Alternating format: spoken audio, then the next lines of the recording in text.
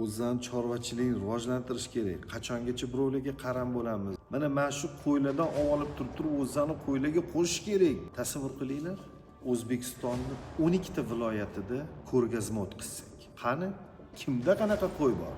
Olib kelinglar. Bu loyihamizni Xudo xolasa keyingi yildan boshlab butun O'zbekiston viloyat markazlarida bu ko'rgazmani tashkillashtiramiz. Juda katta loyihaning ustidan ish olib bormoqman. O'zbekistonning 12 ta viloyatida ko'rgazmalar o'tkazish va yakuniy ko'rgazmani Toshkent shahrida o'tkazish. Agar bilsanglar, doim ko'rgazmalar o'tar ekan, yo Toshkentda, yo Vodiyda, mana Xudo xolasa 3-4 kundan keyin Buxoroda o'tkaziladi xolos.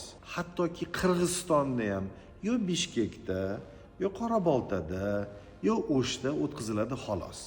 Lekin respublika miqyosida ko'rgazmalar o'tkazilmagan. Shu loyihani ketidan ish olib boryapman. Nima deb o'ylaysizlar? Bunaqa loyiha kerakmi, kerak emasmi?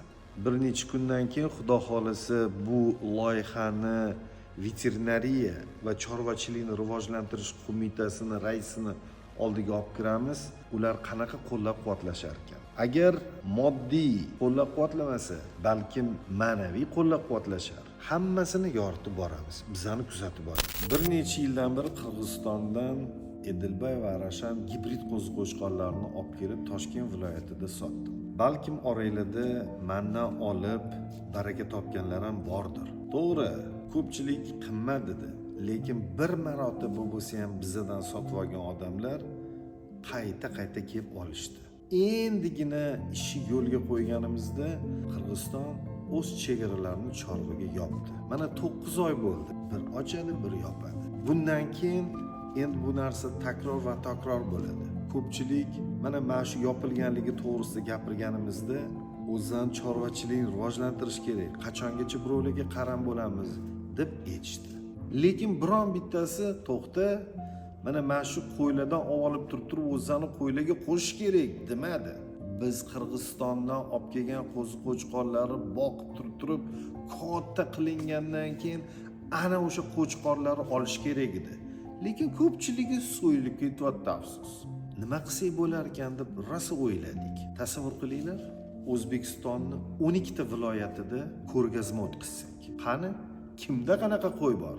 Olib kelinglar, qani ko'ringlar deb. Ana o'shaqa ko'rgazmalarni sovrindorlarini keyin Toshkentda yig'sak va biz shu orqali eng zo'r qo'chqorlarni ajratib olgan bo'lardik. Va bizadagi seleksionerlar urug'ini olishni boshlashardi. Asta-sekin xuddi qo'shni davlatlar erishgan yutuqlarga o'zimiz ham erishardik. Nima deb o'ylaysizlar? Mana shu loyihani amalga oshirish kerakmi yoki yo'qmi? Bir necha kundan beri shuni loyihasini ustida ishlayapman. Veterinariya va chorvachilikni rivojlantirish qo'mitasiga chiqish uchun buni qog'ozga tushirib, hammasi ikir-chikirlargacha yozib qo'ydim.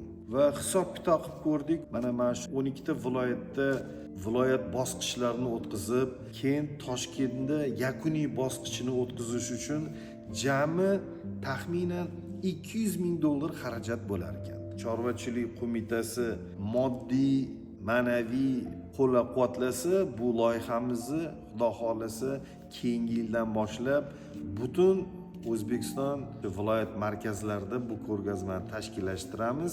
Bizani kuzatib borasizlar. Mabodo moddiy yordam qo'lini uzatishmasa, nima deb o'ylaysizlar? Bu narsani birgalikda amalga oshirsak bo'ladimi?